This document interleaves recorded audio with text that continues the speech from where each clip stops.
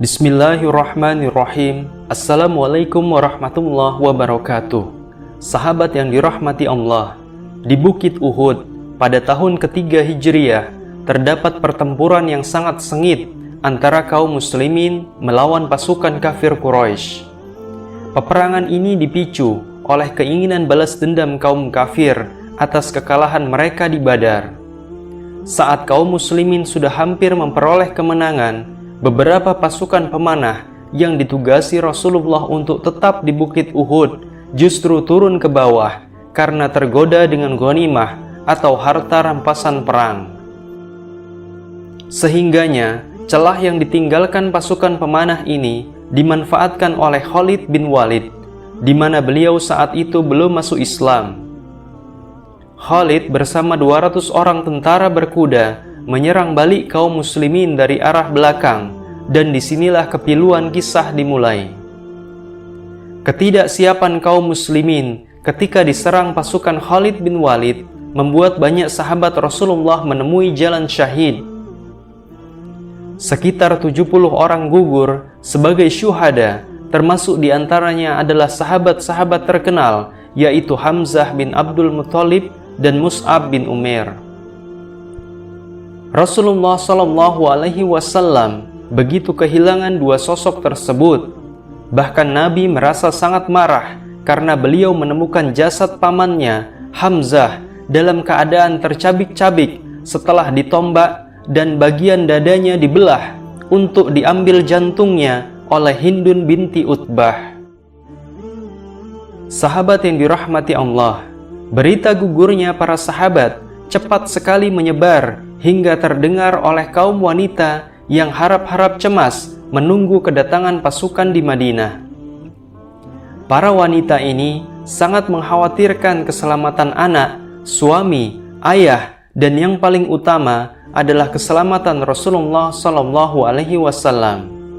Sehingga mereka terpaksa keluar dari rumah masing-masing untuk menanyakan kabar tentang hal tersebut. Ada kisah unik dan mengharukan yang dikutip dari kitab Fadail Amal yang ditulis oleh Maulana Muhammad Zakaria Al-Handalawi. Diceritakan bahwa seorang perempuan mendatangi sekumpulan orang yang sedang berbicara mengenai peristiwa Uhud. Ia bertanya, "Bagaimanakah keadaan Rasulullah?"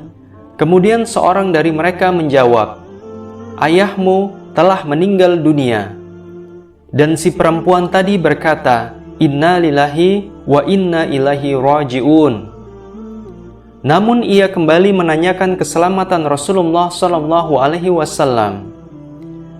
Kemudian salah seorang berkata kepada dirinya, "Suamimu telah syahid." Dan seorang yang lain lagi berkata kepada dirinya, "Saudaramu juga telah syahid." Dan perempuan itu menjawab, "Inna lillahi wa inna ilaihi raji'un."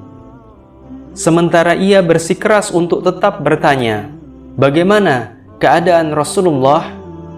Akhirnya, orang-orang menjawab pertanyaan tersebut.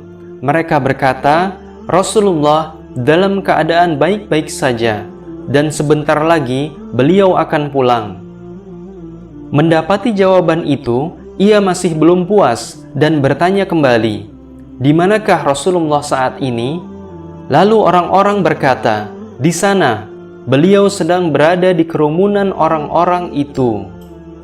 Maka wanita tersebut segera berlari ke tempat yang dimaksud, dan akhirnya ia dapat melihat Rasulullah SAW dalam keadaan selamat. Ia mengucap syukur karena Rasulullah masih bisa kembali dalam keadaan hidup. Kemudian dia berkata, "Ya Rasulullah, penderitaanku menjadi ringan setelah aku melihatmu." Dalam riwayat lain dia mengatakan, "Ya Rasulullah, demi keluarga yang telah kami korbankan, jika aku melihatmu dalam keadaan hidup dan selamat, maka aku tidak akan peduli terhadap musibah apapun yang menimpa diriku." Sahabat yang dirahmati Allah, kisah ini menunjukkan bagaimana seorang sahabat begitu mencintai nabinya, bahkan ketika ayah, suami, dan kerabatnya gugur di perang Uhud ia masih mengucap syukur dan gembira luar biasa atas kembalinya Rasulullah SAW. Semoga kita bisa mencintai Rasulullah dengan cinta yang teramat tinggi, sebagaimana sabda Nabi di mana beliau berkata, "Tidak sempurna iman seseorang dari kalian sampai diriku," maksudnya adalah Rasulullah sendiri, "lebih dicintai daripada orang tuanya, anaknya, dan seluruh manusia." Demikianlah kisah ini, semoga kita bisa mengambil pelajaran terbaik darinya. Saya sebagai narator cerita undur diri, kepada Allah saya mohon ampun, dan kepada sahabat semua saya mohon maaf. Wassalamualaikum warahmatullahi wabarakatuh.